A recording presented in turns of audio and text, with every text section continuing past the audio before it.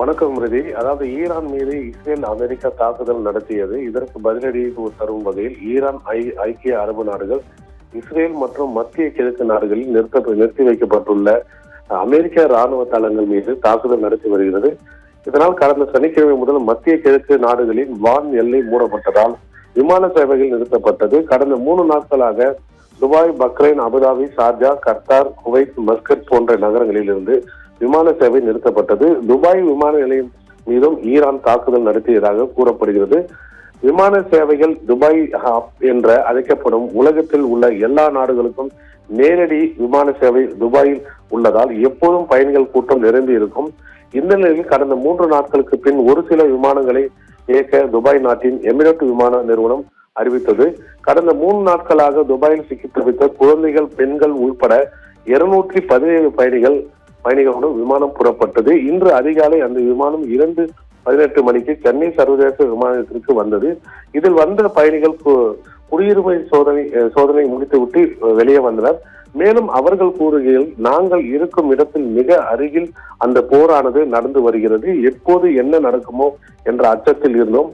இப்போதுதான் எங்களுக்கு விமானம் கிடைத்தது. அந்த விமானத்தில் இங்கு வந்தோம். விமானத்தில் வரும்போது கீழே பார்க்கும்போது புகை மூட்டங்கள், மின்விளக்கு இல்லாமல் ஒரு சில இடத்தில் வெளிச்சம் காணப்பட்டது. மேலும் அங்கு ஒரு பதட்டமான ஒரு சூழ்நிலை உருவாகியுள்ளது. இதனைத் தொடர்ந்து மேலும் அவர்களுடைய உறவினர்கள் தான் அடுத்த விமானத்தில் வருவதாகவும் கூறப்படுகிறது. மேலும் அங்கு சிக்கி தவிக்கும் தமிழர்கள் அடுத்த விமானம், அதாவது இன்று மாலை அல்லது நாளை காலை வருவார்கள் என எதிர்பார்க்கப்படுகிறது. சவுதியிலேருந்து வரோம் சார். அப்புறம் துபாய்க்கு வந்தோம். அங்கே கிளம்புற டைமில் இந்த மாதிரி பாம்பில் ஆயிடுச்சுன்ட்டு ஸ்டாப் பண்ணிட்டாங்க. துபாயில் எல்லோரும் அந்த வரிசையிலெல்லாம் ரொம்ப சப்போர்ட் பண்ணாங்க. அங்கேயும் நாங்கள் பக்கத்தில் தான் அந்த முச்சி கலிப்பா அந்த பக்கத்துல எல்லாம் இருந்தது சார். அங்கே அதான் அந்த இடத்துல அவ்வளோ தெரியல.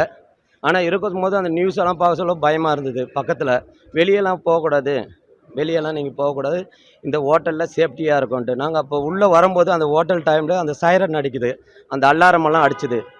அந்த அலாரெல்லாம் அடிக்கும்போது அப்போ எல்லாரும் பயமாக அந்த ஹோட்டலில் இருக்கிறவங்கள, நாங்கள் இருக்கிறவங்கள எதுவும் நாங்கள் வெளியே விட மாட்டோம். அங்கே இருக்கிறவங்க வெளிநாட்டு நம்பணும் எல்லாரும் அழ ஆரம்பிச்சிட்டாங்க, குழந்தைக்கெல்லாம். அப்போ அழ ஆரம்பிக்கும் போது கூட அப்போ எல்லாரும் அங்கே சப்போர்ட் பண்ணாங்க சார். எல்லோரும் நாங்கள் சனிக்கிழமை வர்றது சார். நாங்கள் சனிக்கிழமை வரும்போது அது கேன்சல் ஆயிடுச்சு சார். வரும்போது ஒரு 1 ஹவருக்கு முன்னாடி நியூஸ் எங்களுக்கு கேன்சல் ஆயிடுச்சு சார் ஃப்ளைட்டு.